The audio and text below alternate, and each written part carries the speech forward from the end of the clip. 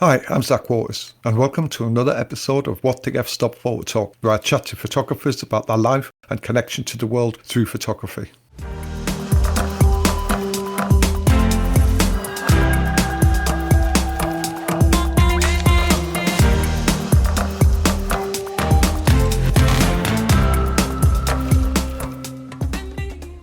Today's guest, photographer Tony Othen, has been covering a mix of social and educational and corporate clients for over half a century. I only became aware of Tony's work when his book, The Best of Times and the Worst of Times, was published by Blue Coat Press a couple of years ago. So I was eager to find out how the book came about and delve into his working practices and his thought and his take on life as a photographer over the 50 years he's been working. I discovered also that he runs the Greenwich Gallery, which is down on Peyton Place in London in SE10, right next to Greenwich Town Centre. So we delved into his early days, the different stages of his life as a working photographer. We talked about his life at sea as a photographer and educator on oil tankers in the early 70s. And so I was sent off down to Cape Town. I had to join an oil tanker that was on its maiden voyage. And of course, they weren't going to call in the port to pick up a youngster who was going to take photographs. I had to go 3 miles out off limits in a little tiny boat and meet this enormous oil tanker, 1/4 of a mile long. And it was empty, so it was very high out of the water. And they threw a rope ladder over, and I had to jump, get on the rope ladder and climb up. And that was how I got to see life at sea. We chatted a lot about his work within communities around the UK, and we discussed how the best and worst of times came about. So it was obvious talking to Tony that he had a real passion for taking photographs and being amongst the variety of different communities around the world and in the UK. And it was the feedback on social media which ignited the process of creating the best of times and the worst of times. I also discovered he had a fascination for the English language and its colloquialisms. Depending on which part of the country you come from, I've heard the alleyway called the snicker, the snickle way, girdle gad, snicket, gunnel, ginnel, gennel, twitcher, jolly, twitten, gitty, gigger, gigger rat, squeeze golf.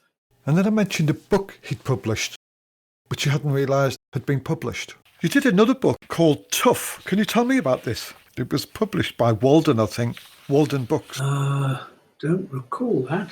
Really? The only other book I did was a self-published thing called This Is Britain, which... And that wasn't called Tough? No, that was just one copy that I made. If you need to look on Abe Books and you'll find Tough by you. That's interesting. I think it's about £40. Oh, I'll buy one then. Make sure you get it signed. So I was looking forward to having a chat with him. The day came. And I asked him what he was up to. Well, at the moment, I'm recovering from a few medical conditions. But apart from that, we actually run a community arts hub here in Greenwich. We live and work in the same place, my wife and I. And photography is a part of that. We used to have dark rooms and studios. Now it's gone a little bit more digital, but there's nothing wrong with that. The Greenwich Gallery has been going for... several decades, was actually started by my daughter. She had done a degree in arts history and was absolutely concerned that it should not in any way be commercial. And so we only ever showed stuff that she wanted and that she liked. We never sold anything. So, I mean, that was great. It was not a financial dependency. Fortunately now in COVID and so on, we've obviously had to close it down, and we are aging a bit now, and we've had to rent out the space to another outfit who want to use it for environmental and social benefit. And so as such, at the moment, the Greenwich Gallery no longer exists. That's a shame. It's been years of being able to show photographs and encourage people to come and see things, not as a artistic place that you've got to know things about, but photographs of people and things that very often bring back memory and bring back visions of perhaps the future. Yeah. Because I think that my whole my whole kind of work now, particularly in these days, is justified by bringing forward stuff that I shot 50 years ago, not for some grandizement of what I did, but for the capturing of those moments, which actually generate memories, Yeah. and those memories generate comments, and the comments seem to be very useful in terms of revealing community attitudes, not only then, but also now. You've been a photographer now for over 60 years, haven't you? Yes, I've been extraordinarily lucky to be working for a lot of educational bodies and charitable bodies. So it's never been a kind of commercial exercise. Somehow I've managed to keep going and keep bread on the table, and that's been a privilege right the way from school.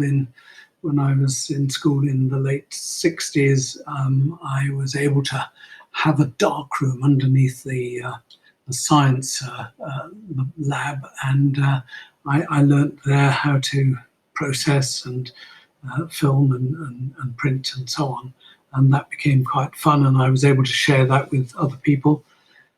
And then when I left school, I went on VSO to Botswana. It was called Bechuanaland, and while I was there, it became Botswana as well. There, for some reason, I ended up helping in a hospital, doing the paperwork, because it was run by a lot of nuns, and they were nurses, and they didn't want to do paperwork, so I did the paperwork. And in conversation at one point, somebody said something about photography, and I said, "Oh yes, I'm a photographer actually." And they said, "Are you? Well, you can take X-rays then, can't you?" And the only sort of connection was that they gave me a book about how to take the X-rays, but the connection was, of course, you were processing film in those days, and it was in three gallon tanks, and of course I knew about processing film in darkrooms. Yeah. The only difference there was when you took the lid off, there was a mass of mosquitoes that would fly up into the air. That year in Botswana probably suggested to me that I wasn't a good enough photographer, and so I'd better come back and go and do some education work. So I went to the London College of Printing, which is now called something else. Your mainstay over the years has been the charity sector, hasn't it? Well, yes. Yeah. And what other stuff? That's what I want to find out, because you don't give much away on your website.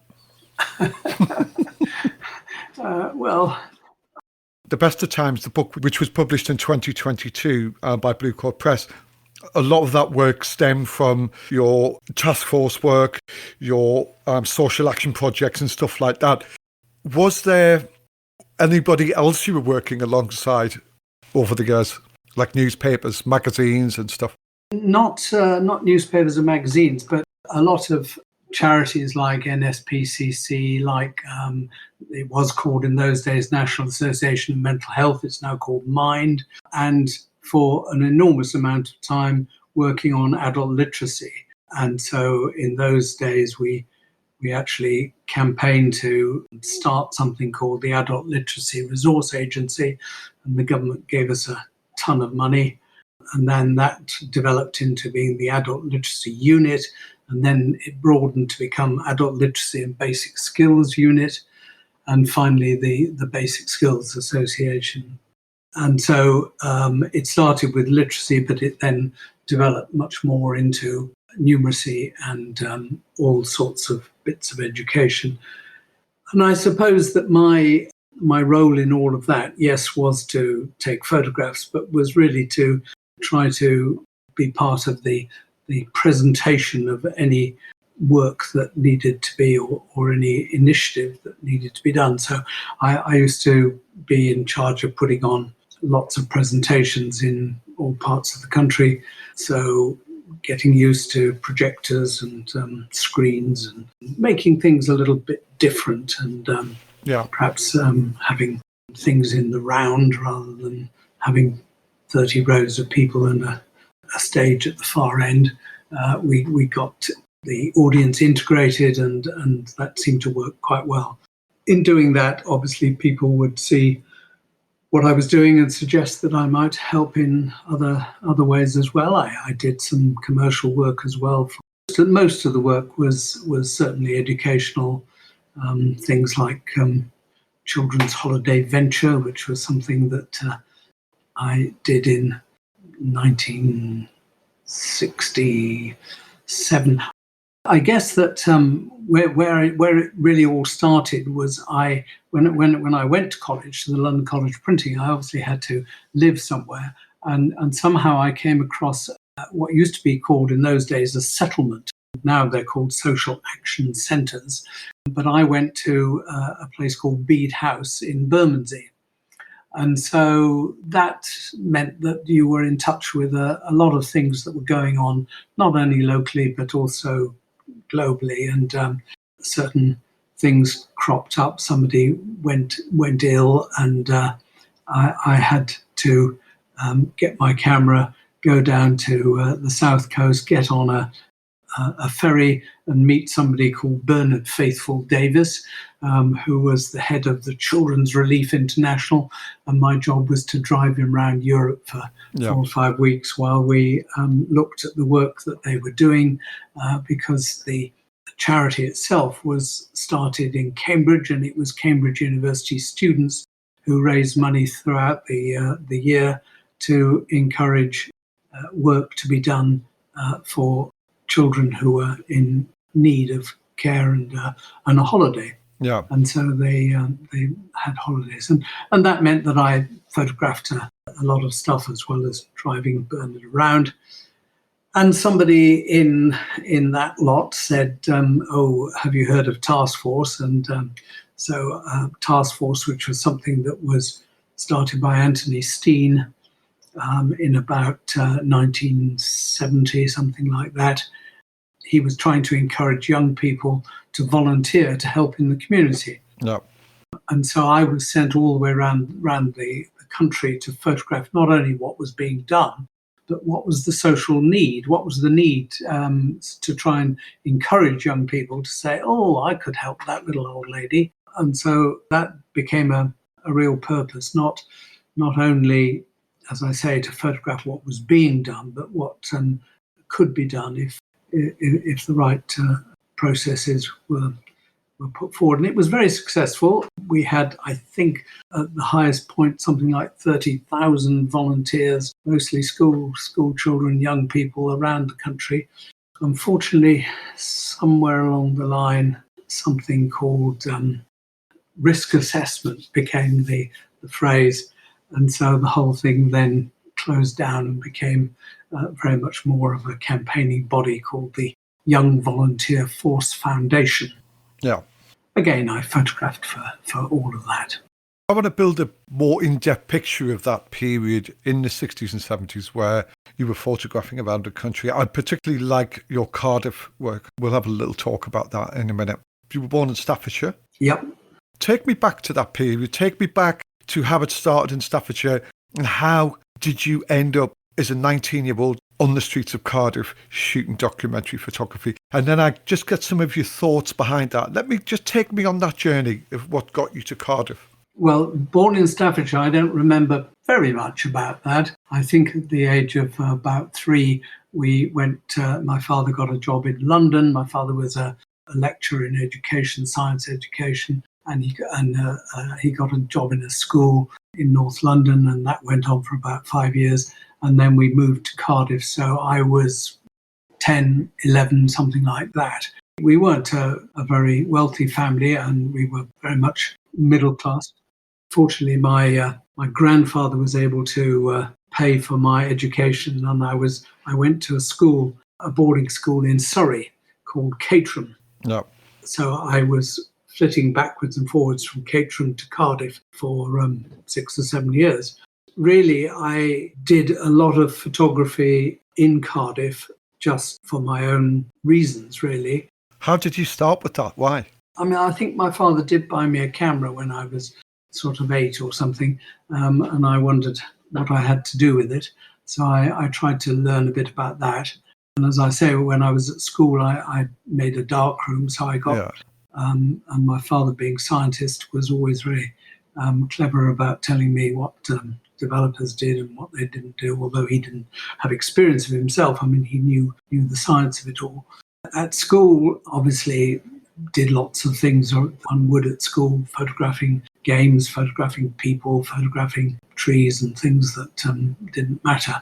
And that kind of helped me to understand that there was something connected between what you saw, how you saw it. And later on, working as I was for charities and educational bodies, the most important thing that came out was why you photographed it. Yeah. So photography is about what you photograph, how you photograph. And we nowadays in the digital world, we know exactly when and where the photograph was taken. But what we don't know and is not recorded is why the photograph was taken. And I suppose that's one of the strongest things that I want to contribute, if you like, to perspectives of photography, because people, I mean, there are millions of photographs put up on social media every day. So photography has really, in a sense, become less special and become very prosaic. And it takes people like you to spend years photographing pigeons and birdmen in order to allow people to understand what was going on in those days. And I mean, your book of birdmen and pigeons is fantastic, because it's something that I should think about 93% of the population have no idea about. Oh, it took me that long to work it out myself as well, to be honest, and to work myself out. It's a labour of love, isn't it? And I think, yeah, when I think about the images I've seen of yours in the 60s, there's a fascination with people, obviously. There's a fascination with composition, definitely. Good use of light and technical aspects. And you picked it up very quickly. I mean, you would have been about 18, 19 at the time, were you? Indeed, yes. I think I was very lucky. But who was your influences then, photographically? Don't think I wasn't sort of into the big world of photography. And in those days, there weren't many books published. There certainly no podcasts.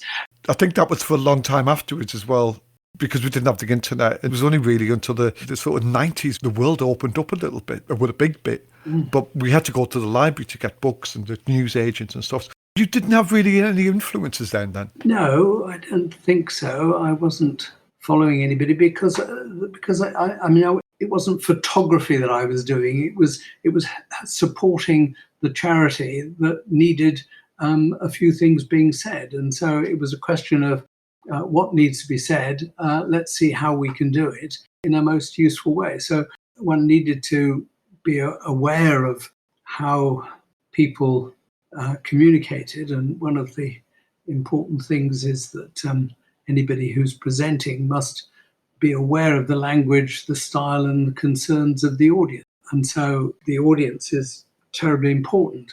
And so my photography then was very much to do with, is this photograph going to help this particular charity with the ideas and needs that they are expressing? I mean, for instance, as I said, I worked for Mind for quite a while, for many, many years. It was in those days there was a movement to close psychiatric hospitals, and Mind was very keen to make group homes in the community. And so people could be taken out of psychiatric wards and put into group homes, and there would be a certain amount of care that would be and support that would be given to them. Unfortunately, I don't think they asked the community closely enough, and the community wasn't very excited about having a house next door full of psychiatric patients. So my job there was to go into psychiatric wards and try to photograph the people there looking as normal as possible, because that was the message that we wanted to get across. And the sister would unlock the door and push me in and lock the door behind me, and everybody in the ward would go absolutely mad. So I didn't photograph that until I sat in the corner and fiddled with my camera until things had calmed down. And my job was then to try to photograph what might have been there Yeah. before I came in. And in a sense, that's so true of many photographic exploits. Use the phrase social action photography, which I think was coined by Greg Hobson, because to me, social documentary photography or documentary photography really had a need to photograph every angle of what you were photographing, because then it wasn't if you didn't do that, it wasn't documentary, it was selective. Greg Hobson coined this idea of social action photography, which tried to encourage and engage the reason for the photograph being taken, the why the photograph was taken. When you talk, as I have done, to a few historians, one or two of them have been kind enough to say that some of the photographs that I took were helping them in their historical realizations and comments that they were making. There was one picture of a little boy in Cardiff wearing a very old coat. And one historian said, that exactly shows my theory that those days in the late 60s, early 70s was the turning point between Victoriana and the current day. And of course, I was very pleased that he saw some use in that photograph. But of course, another historian would look at it and come up with a completely different viewpoint. And so that's why I think that it's quite useful to try and explain what was going on through your head when you took that photograph. I guess that you're going to ask me what I photograph now, and I'm going to say I find it very, very difficult to photograph things because I don't have a reason to do it. Is this now you don't have a reason to take pictures, or? No, I take the camera to my eye and I look through it and say, oh, that's a nice picture, but why am I taking this? There's no reason to be taking it. But I'm trying hard to overcome that and to take some nice pictures. I'm still very intrigued by that transition from boy on the streets taking pictures to then going out and working as a photographer. Obviously, you've just explained part of that transition to me.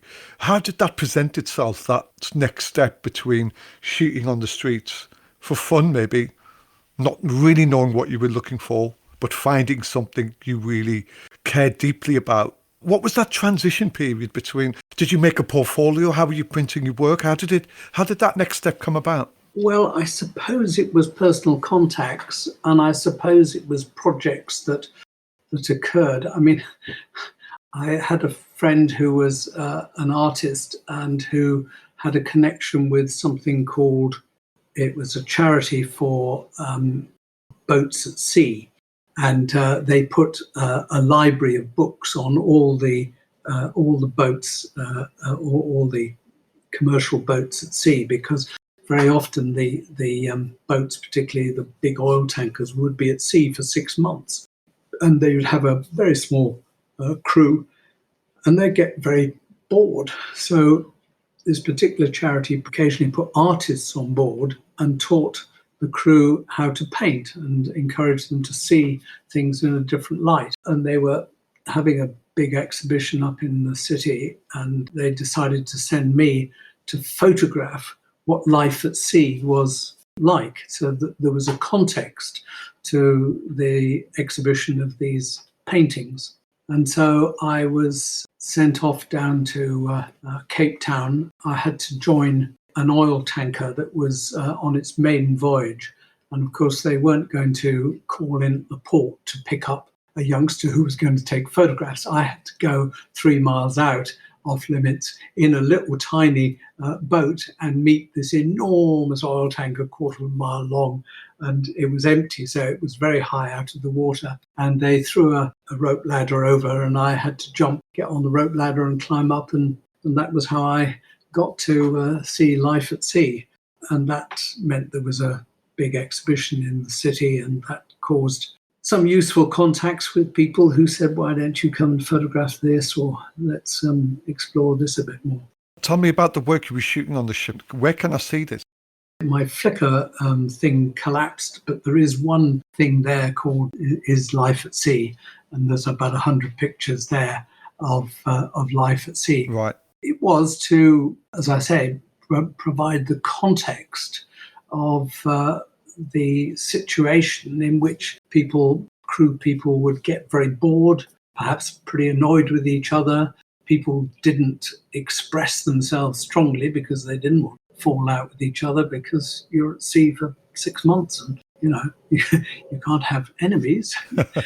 you can't have friends really either. So it becomes a very kind of neutral environment. So I had to try and photograph that. I was also very excited that I had discovered something called sound, and I had bought a tape recorder. So I took that as well and taped the sounds of sea and the sounds of people doing things.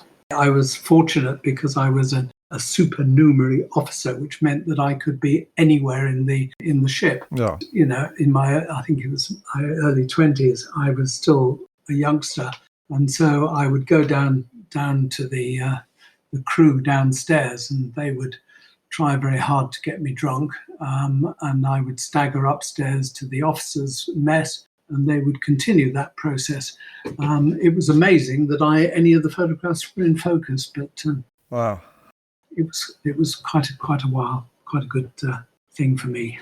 Who became your influences in photography then, and what did you eventually take from the influences? Eventually, Don McCullum, of course. I very much associated myself with the East London. He was brought up. I spent many years later lots of time in Bermondsey, and so I was very, very much part of that sort of poor community work. He then grabbed a chance to go off and do war photography, which was amazing and different, and he is very morally strong in not trying to concoct anything. He was very keen to photograph reality and not try to photograph something that wasn't appropriate or representative, I think. And then he came back and as you know, went backwards and forwards, taking more war photographs. But in the meantime, in Dorset, he started taking landscapes, and the landscapes looked amazingly like many of his war photographs. What was your camera choice at the time then in the 60s? Oh, I'm never very good on cameras, but I think I had something called an Exacta. I think I then had 2 or 3 Pentaxes, and I seem to remember carrying loads of lenses around with me. Much later on, I reflected that, if you were walking around with a 135mm lens on, you were looking around you in the frame setting of a 135mm lens. If you had a 50mm lens on, David Hearn always had and never had anything else, you'd have to walk and go closer if you wanted to be closer, or you stayed where you were and you took what it was. So in those days, it was a question of changing lenses. Nowadays, of course, with these wonderful lenses that go from 24mm to 1000, and the effect that it has on me walking around now, it means that anything that I see, I know that I can photograph. I'm seeing a lot of 35mm, 28mm with your work. In those days, yes, there would have been 28mm, yeah, I guess. And what was your film? Were you Kodak, Ilford? I did anything and everything that I could afford at the time. I mean, one was very conscious that every time you press that button, it was 1 and 6pence. You had to be very wary about many of my clients were paying for my film, but at the same time they were short of money, so you had to be very careful, and you had to try not to photograph loads and loads of things. So you had to choose, and sometimes I'm a little bit surprised that I managed to get some photographs that seemed to be of the perfect moment, and I think they were just a fluke, really. Nowadays, you take 20 in one buzz and you select the best one, but in those days, you only took one. Do you remember bulk roll film? Oh, yes, yes, yes. Loading up your own cassettes in the darkroom. Oh my days. Oh, yeah. A friend of my father's had a business in the cine world. And when he said, I can give you a few offcuts of 35mm cine film. And he Oh, would send me a can, and it would just be, about 400 cassettes worth, And you had to try and load them up. And I didn't have a darkroom at that time, so I had a black bag, and I turned the light out and loaded them up under the sheets of my bed. Put the film in the canisters then. I think bulk loading was probably the worst invention ever. It was horrific. I remember in vain trying to do it and getting really upset. I thought it was a cheap alternative, as you were saying about trying to save on film. Oh my days, it was horrific. It was actually close second worst ever invention was trying to use the sprocket you load the film onto in the darkroom, in the dark when you're putting it in the can, and that was the bane of my life. There's one picture in the Blue Coat Press book which really resonates with me. In fact, there's a couple of pictures. There's two pictures of the adventure playground, the wooden adventure playground. In Cardiff, yeah. Yeah. I'm old enough to remember wooden makeshift adventure playgrounds. Can you imagine them sort of playgrounds now? Oh, they health and safety? No way. Oh, I mean, so many of these pictures show that there was no health and safety in those days. And I mean, the creation of that adventure playground that you're talking about, beautifully done. And it was the height of a telephone post. I mean, it was amazingly high, and kids there climbing up and getting there into the little thing and zooming down. And in fact, I did that. I thought it would be good to photograph as I came down. So I went up there and came down photographing as I went. And fortunately, people caught me as I got to the end. do you remember big slides? Oh, yes. Do you remember in playgrounds you'd have huge, gigantic slides? Yeah. And you're so small. I remember being so tiny, climbing to the top of these massive slides and sliding down. And it was just nothing at the time. But if I saw my kids doing it now, I'd freak out. Yeah. Your book, the best and worst for me, and correct me if I'm wrong, there's two things it represents for me, regardless of geographics and location, because it's about around the UK. But the two things which it resonates for me is community and childhood. I feel it's a bit about your childhood as well, in a sense. Yes, I was brought up with an older brother, and we didn't get on well. So it was quite good that my grandfather sent me off to a boarding school. So I developed much more as perhaps I would have done if I was the younger member of a family that was arguing all the time with my brother. So I became much more independent in a boarding school. And there were always lots of things. And my father's, was incredibly good at opening doors for me in anything to do with learning and education. He would never prescribe anything. So anything that I showed an interest in, he would open whatever doors he could find to let me get involved in that. And so once again, the idea that photography is so much about the heart as well as the head, but it's an instinct that you feel that you want to be part of what's happening there. And so you go, if you're a photographer, you go and photograph it. I suppose I've always had a bit of a dilemma about whether, particularly nowadays, of course, whether you should ask, may I take your photograph, please, before doing it. In those days, of course, you never even worried about that at all. Nowadays, you kind of have to get a form signed to say that this person allowed me to take this photograph. That has changed things enormously, and very proud of the book that, well, I'm not proud, I'm very excited about Mark Davenant's book about the homeless, because I became very much involved in a homeless charity here in Greenwich called the Greenwich Winter Night Shelter. It's very clear to me that all of Mark's pictures there, he had a relationship with the person there. Obviously, he talked about who they were, what they were doing, what their history was, and what their aspirations were. But most of my photography, I think, never had that in it. Certainly my street photography, I suppose the stuff on board ship meant that I was involved as one of them. But I think I've always been sort of in a corner looking rather than going forward and saying, "Hi, who are you? What are you doing? Can I help?" Obviously, there's lots and lots of wasted photographs. I mean, tens of thousands of them don't strike the balance that some of them apparently do. It's a people's book. Mm-hmm. It's interesting because in the 60s and 70s, there was a lot of poverty in the UK, and that's been well documented by people like Nick Hedges, the Exit Photography Group, and so on. And places where you were photographing, in effect, are quite deprived areas. Yeah. I feel there's a very romantic feel to your book. It's more about the people in the environment. Say like Nick Hedges was really studying the slums and looking at that area of deprivation. That was always in the foreground of his work, even though he had people and incorporated people within that.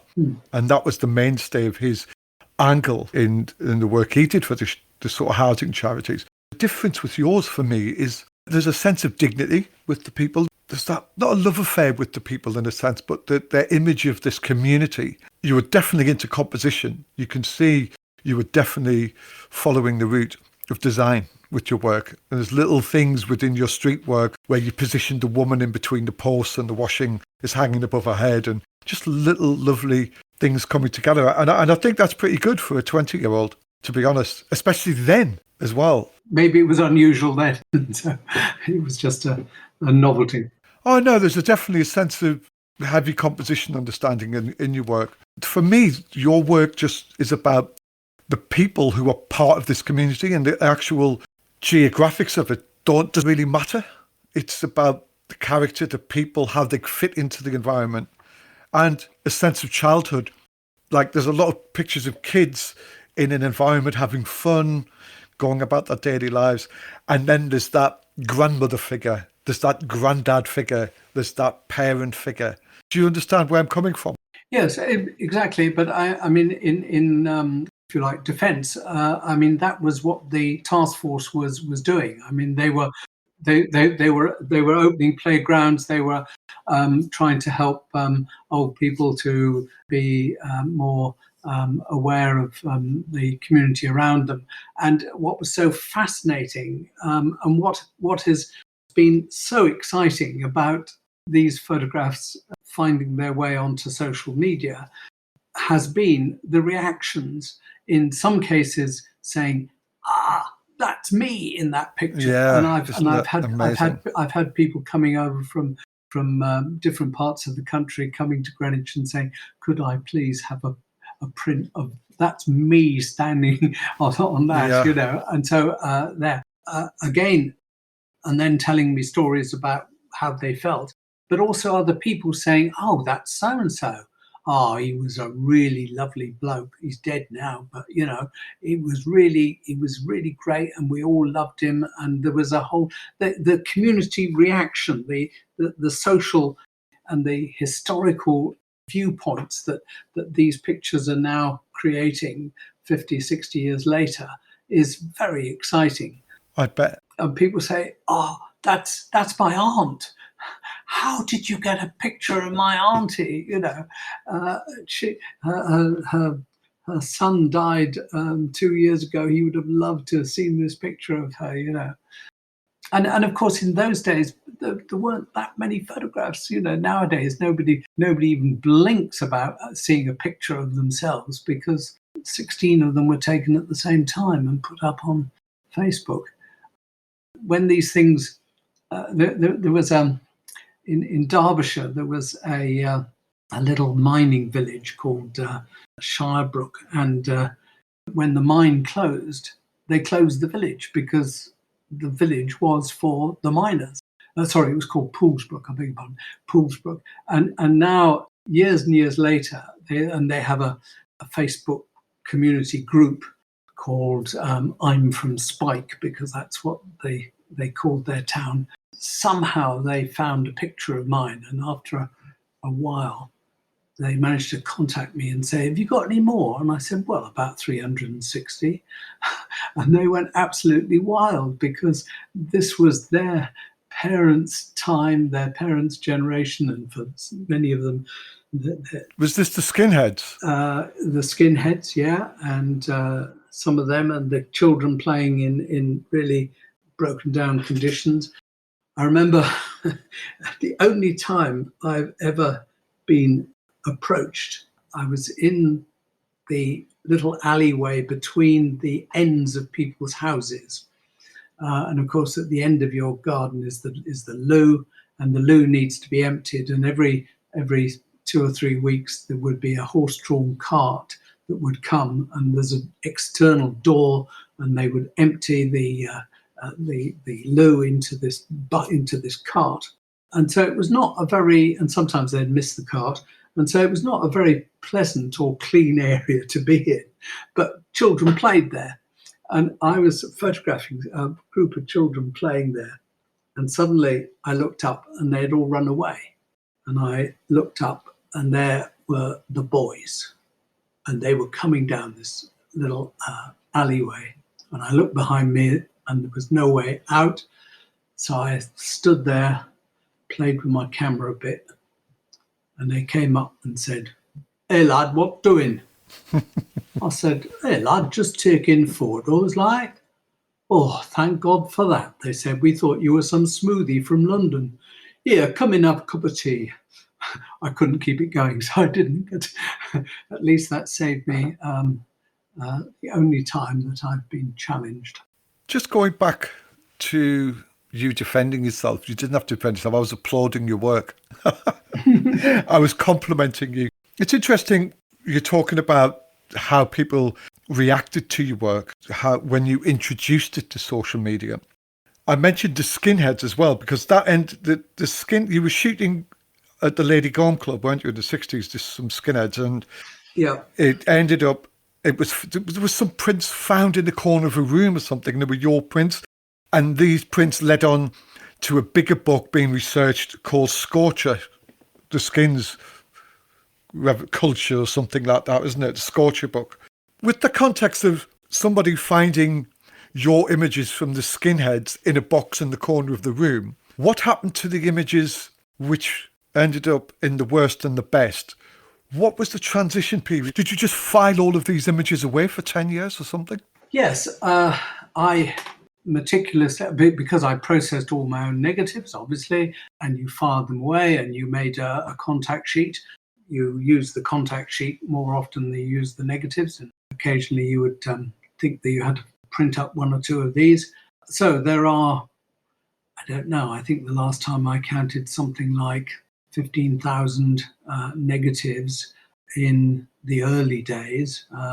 Subsequent to that, obviously, there were lots more.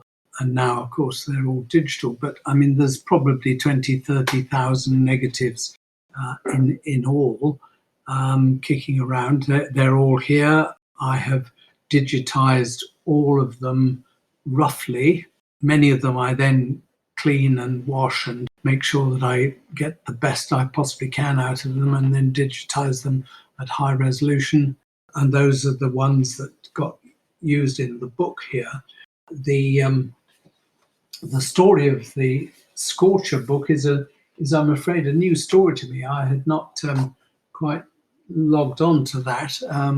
You're absolutely right. I was in a settlement called Bede House, and Lady Gorm House was where I had my darkroom, actually, and where I encouraged lots of skinheads, they would be called, to come and do things in the darkroom. They thought they were doing other things in the darkroom, but I managed to get them to do photography in the darkroom.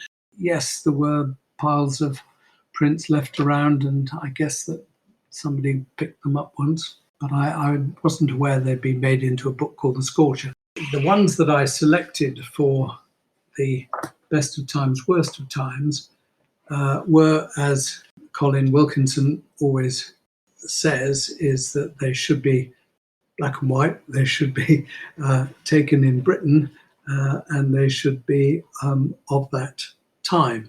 So that narrowed the selection down a bit. So I then began to be putting them up onto Facebook, and there are lots and lots of different Facebook geographical sites. There's one in Cardiff, there's Staveley, there's Poolsbrook, there's all over the country, Devon and so on. And so I put these up with the help of one or two people who got excited about them. Quite literally hundreds and thousands of comments, pages and pages and pages of comments. Yeah.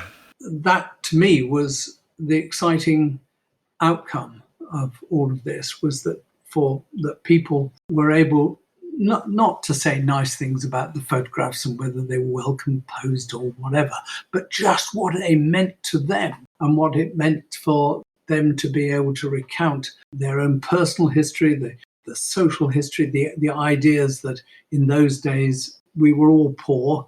We didn't know we were poor because we were all poor, and that was okay. Life was happy. There was nothing to value it against. You lived your own life and your community life, and I think that's really fantastic because we could learn a bit from those days, and we could learn to make our communities a bit like those communities were, which were sharing and caring. Nobody ever closed their doors, their front door. There was always an open door. There was always somebody to go and talk to or help you with anything that you wanted.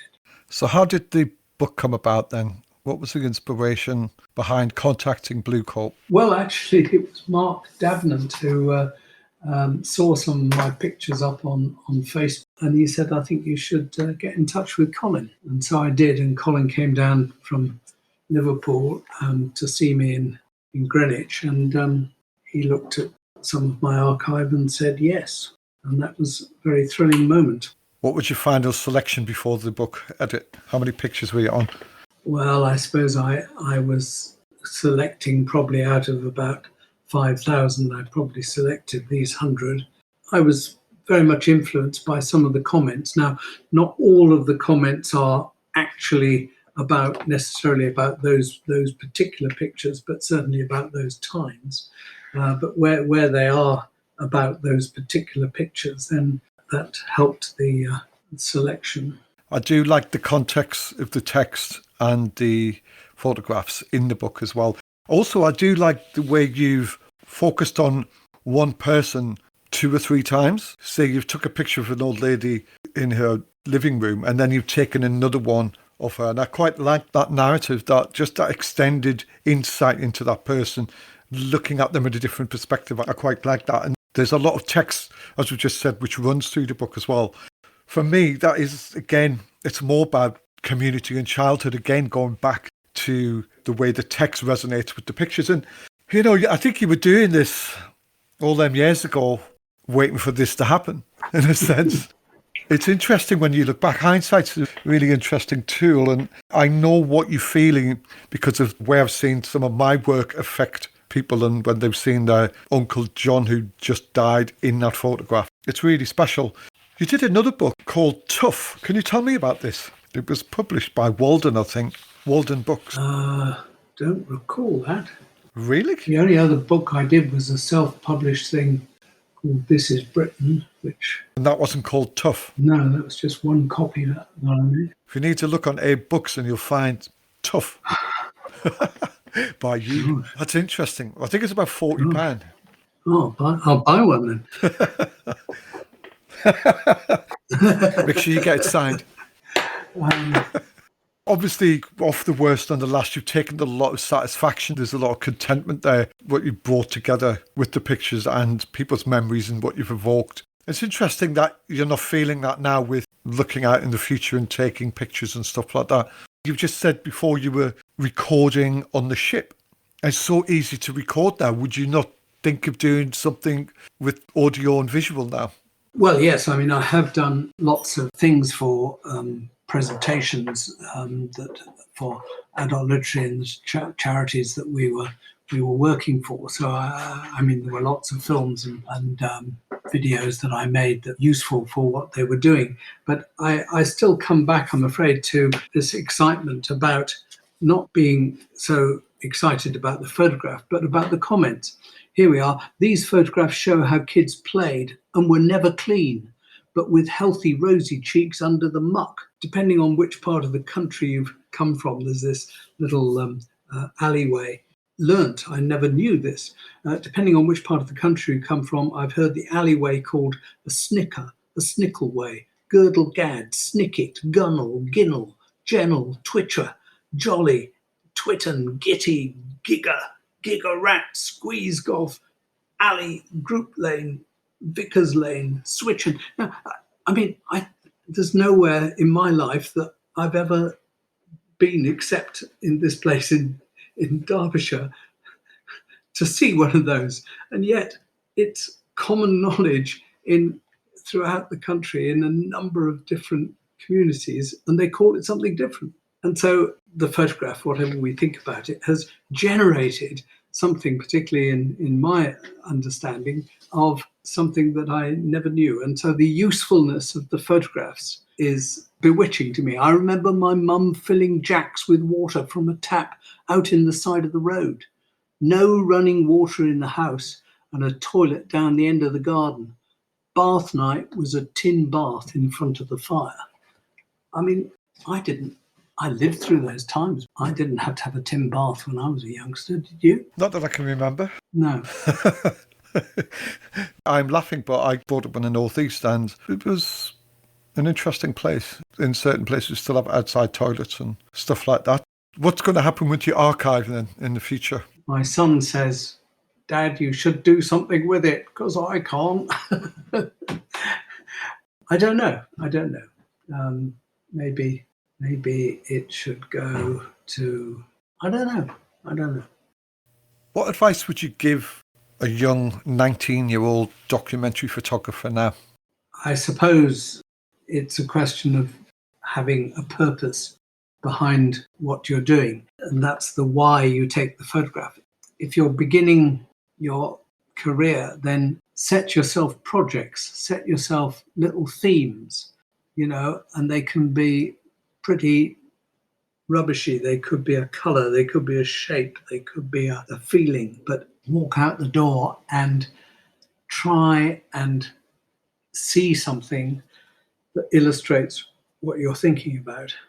I think that for me was my greatest asset, was always knowing why I was taking the photograph. Thank you, Tony. It's been a real pleasure to have a chat with you and find out about the man behind the camera, the photographer. I'm now going off to race you to buy Tough. A books.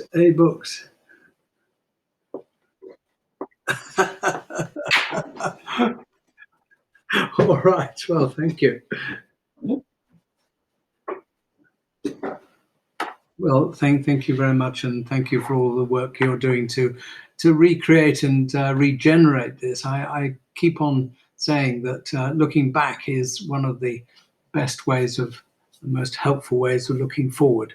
Kind words, Tony. You take care of yourself. All the best. Bye-bye. Bye-bye.